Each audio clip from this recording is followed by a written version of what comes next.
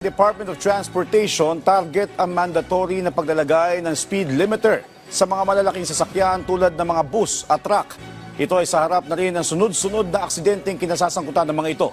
Isang senador naman may panukala laban sa mga motorista na hindi kinikilala ang pedestrian lanes. Si Daniel Manalasta sa sentro ng balita.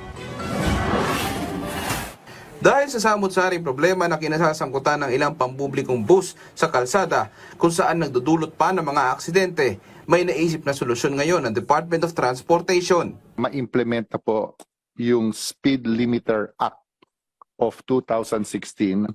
Ang mga sasakyan po na malalaki gaya ng truck at saka mga buses po, yun po yung madalas na aksidente, ay sila po ay magkakaroon na ngayon ng obligasyon na maglagay ng isang gadget, which is a speed limiter gadget, para hindi po lumagpas at a certain speed. Isa sa napansin ni Senador Raffy Tulfo, kadalasang problema nawawala ng preno ang mga bus.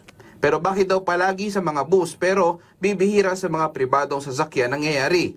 Kaya tanong niya, paano nga ba nabibigyan ng prangkisa ang mga bus?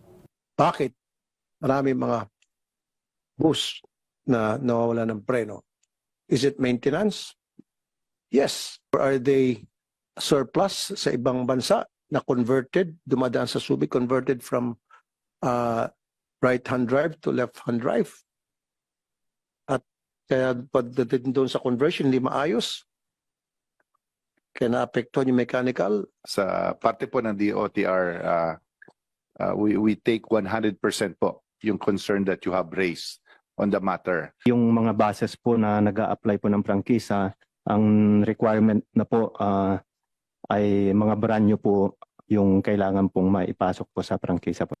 Naungkat din sa pagdinig ang tila na babaliwala ng ilang motorista na pedestrian lanes. Siguro maglagay tayo ng humps. Maliban na lang kung merong stoplight. Kung walang stoplight, let's put a humps. Para talagang matilitan tong mga sasakyan na tumigil. Alam na nga po nilang dahil may kapangyarihan po ang kamay, di po ba? Sabi, sabay-sabay po kami, tututukan pa po kami lalo. So yung aksidente, hindi po talaga mo maiiwasan kahit ano pong defense ang ginagawa namin. Inireklamo rin sa pagdinig ang mga napapaulat na mga namamatay sa kalsada sa Marilaki Highway. Ang reklamo, ginagawa umanong racetrack ng ilang nakamotor ang lugar. Exact location po nito, General, doon po sa Tanay, papuntang Tanay. Ang record po ng patay natin dyan, napakalaki. Kasi pati yung mga motor, ginagawang raider yung mga ano. Ang dami pong namatay na damay, pati mga private vehicles. Ayoko na mabalitaan na may mamamatay dyan. Ginagawa palang racing track.